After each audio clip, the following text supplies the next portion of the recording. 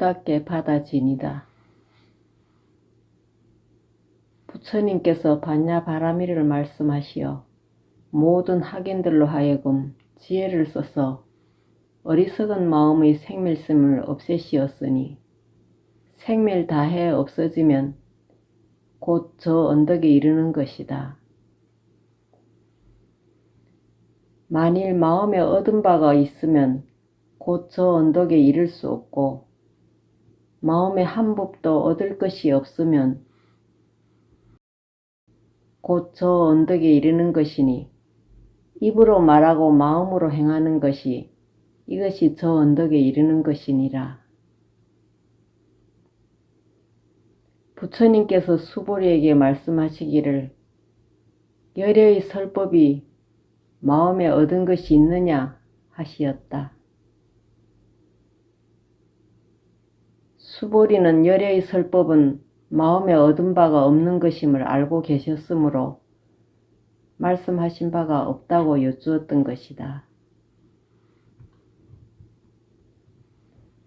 요컨대 부처님의 뜻은 세상의 중생들로 하여금 얻음이 있는 마음을 여의게 하려는 데 있었으므로 반야바라밀법을 말씀하셔서 일체 중생들로 하여금 듣고서 다 보리심을 일으켜서 나고 죽음이 없는 이치를 깨달아 위 없는 도를 이루게 하려 하시는 것이다. 열애께서 말씀하시기를 중생의 성품 가운데 있는 망연된 생각이 마치 삼천대 전세계 가운데 있는 먼지와 같아서 일체 중생이 일어나고 꺼지고 하여 그치지 않는 망연된 생각의 티끌에 뒤집어 씌워서 불성을 가리우므로 해탈을 얻지 못하는 바이다. 따라서 생각 참되고 바르게 하여 반야바라밀의 집착이 없고 상이 없는 행을 닦아서 망연된 생각의 티끌이 곧 청정한 법성임을 사무쳐 깨달아야 할 것이다. 그래서 망령된 생각이 이미 없다면 곧 먼지 티끌이 아닌 참이 곧 망령된 것임을 사무치며 거짓이 곧 참임을 사무쳐서 참과 거짓이 다 사라지면 따로 어떤 법이 있는 것이 아니므로 이것을 티끌이라 이름하는 것이다. 성품 가운데 티끌 번뇌가 없으면 곧 이것이 불세계고 마음 가운데 티끌 번뇌가 있으면 이것이 중생의 세계니 모든 망령된 번뇌가 본래 비어서 고요함을 사무침으로 세계가 아니라 했고 열애의 법신을 증득하여 온 세계에 두루 놔두어 응용함에 아니 가는 곳이 없음을 세계라 하느니라.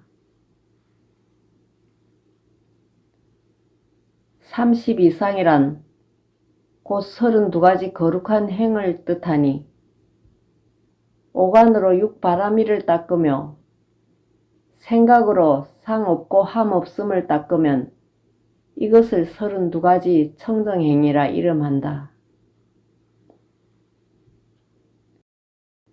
이렇게 32가지 거룩한 행을 항상 닦으면 곧 부처를 이루게 될 것이니 만일 32가지 거룩한 행을 닦지 않으면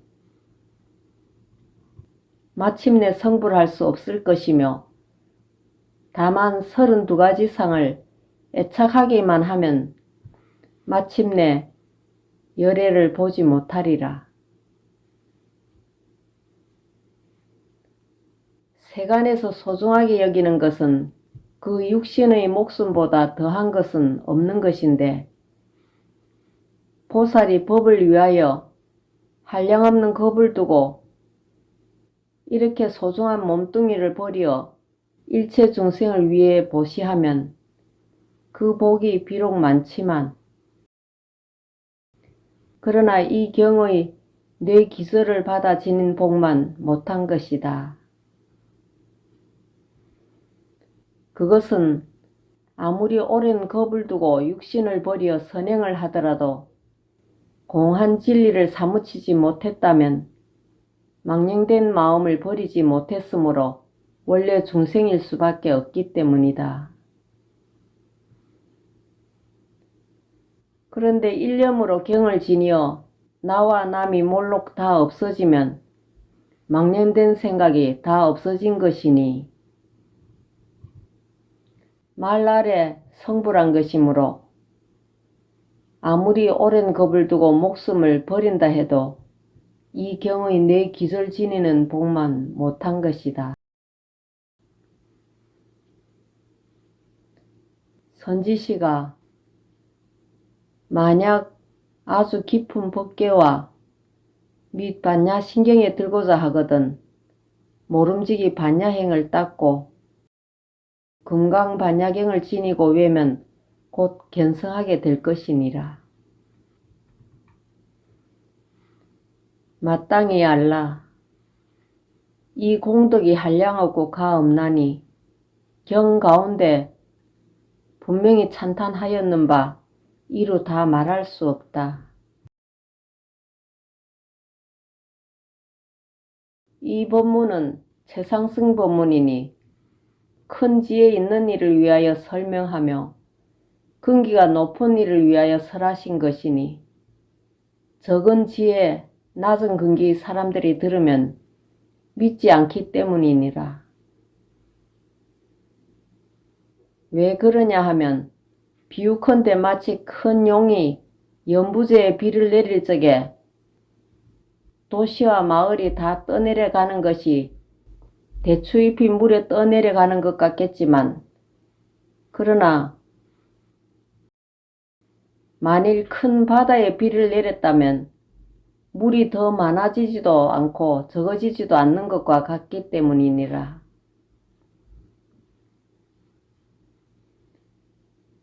만일 대승인과 최상승인이 금강경 설하는 것을 들으면 마음이 열려 깨달아 알게 되나니 그러므로 본성에 스스로 반야의 지혜가 있어서 그 지혜로 항상 간조함으로 문자를 빌리지 않느니라.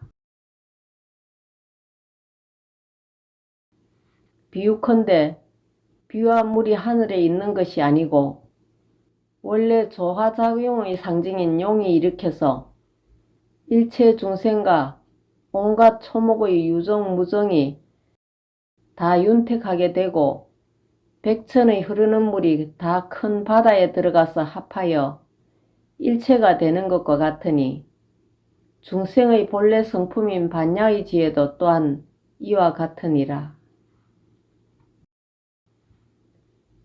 선지시가 낮은 근기의 사람이 이 동교를 듣는 것은 오히려 뿌리가 아직 약한 풀이나 나무가 만일 큰 비를 만나면 다 뽑히어 거꾸러져서 더 자랄 수 없는 것처럼 낮은 근기의 사람도 또한 이와 같으니라.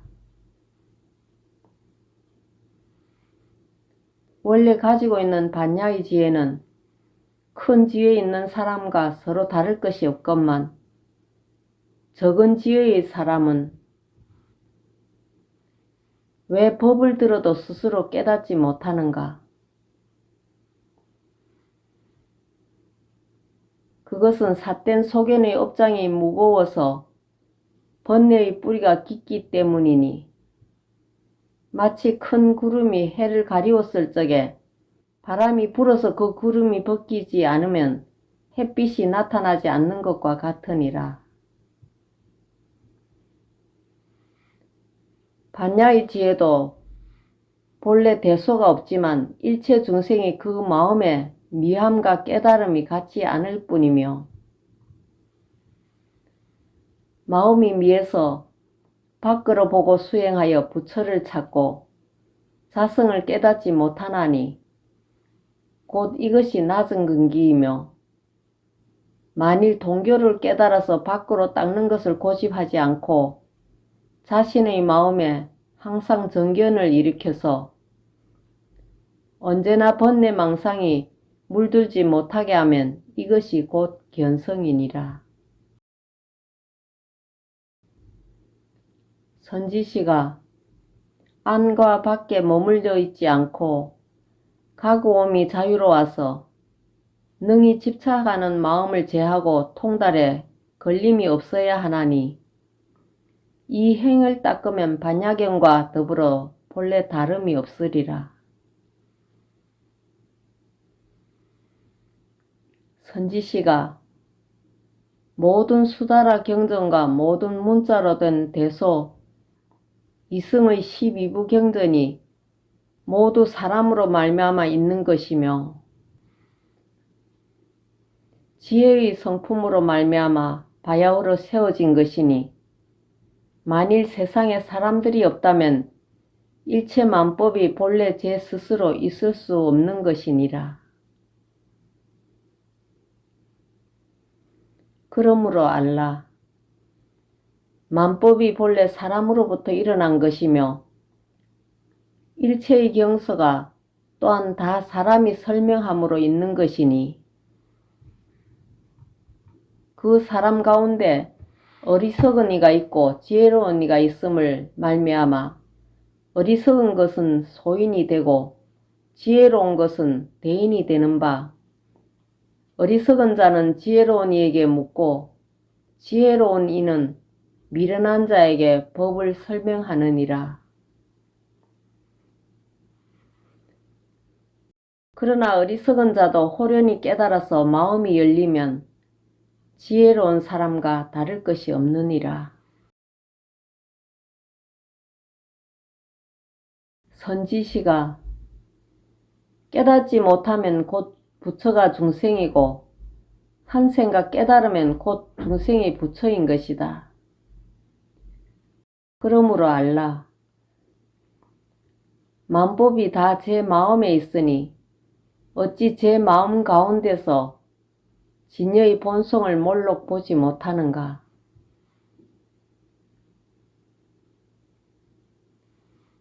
보살개경에 말씀하시기를 나의 보는 자성이 원래 스스로 청정하니 만일 제 마음을 알아서 성품을 보면 다 불도를 이루는 것이다 하였으며 정명경에 말씀하시기를 즉시 환히 트이면 도리어 본심을 얻는다고 하셨느니라.